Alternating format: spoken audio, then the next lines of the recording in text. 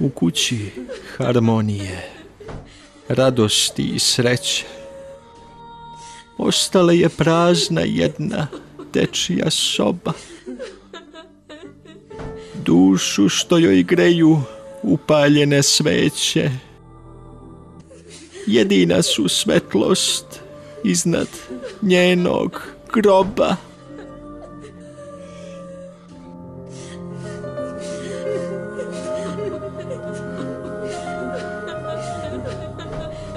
Na svežem životu ko jutarnja rosa. Paučina pada, a boja se guli. Ostala je samo odsečena kosa. Bez života i ona počinje da truli. Znate, ja mislim da vi ovo dete ne možete da spasete. Uzalud su molili bogove u belom. Nisu mogli pobeći od sudbine klete. Klečeći je molio otac dušom celom. Molim vas, doktor, spasite mi dete. Htio sam što više za Anastasiju da budem dete posljednje dane života. Što više olakšam da prođe što kvalitetnije i bolje. Nisam birao ni sredstva ni način. Kupovao sam za sve što sam čuo. Patao sam se kao davljenik za slamku. Nikad neće obući belu venčanicu, držati u krilu sinove i ćerke. Nikad neće stići na sljedeću stanicu, slaviti rođendan i kititi jelke. Osjećala je da je njeno srce slomljeno, da je presečeno i da neće dugo kucati.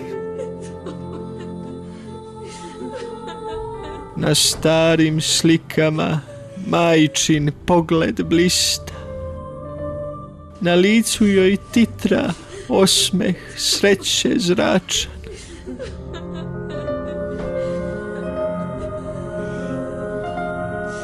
Na novim slikama nije žena ista.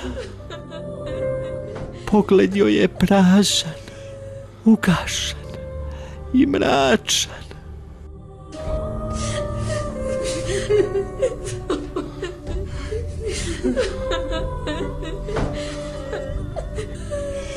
Nema veće tuge, nema većeg bola. Takvu bol ne može preživeti svako. Roditeljsko srce cepa se na pola.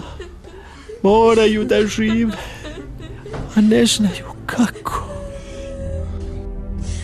U Nišu dok smo bili, dok je tako ležala i dok se borila za život, govorila je, mama, ja umirem. Jednom je rekla, mama, a zašto ja ovako moram mlada da umrem? Znalo je da umire dete puno straha. more nade presušilo je u vodu plitku. Borila se Ana do posljednjeg daha. Ipak je nemoćno izgubila bitku. Ubrzo posle toga više nije bilo spasa. Doveli smo je kući. I stalno je tražila da sam pored nje. Mama, spasi me, drži. Mama, spasi me, drži. I samo je sa mnom komunicirala. Mamice, ja umiram. Ana, reko, šta ću ja bez tebe? Mama, ja moram da idem. Kaže, mene traže. Tebe ne žele. Ko te bre sine traže? Ne znam, kaže, neki ljudi me traže. Čekaju me da odem. A i tamo me čeka jedna drugarica. Reko, Ana, kako se zove? Ne znam, kaže, kako se zove, ali čeka me drugarica. Idem, kaže, ja u moju kućicu.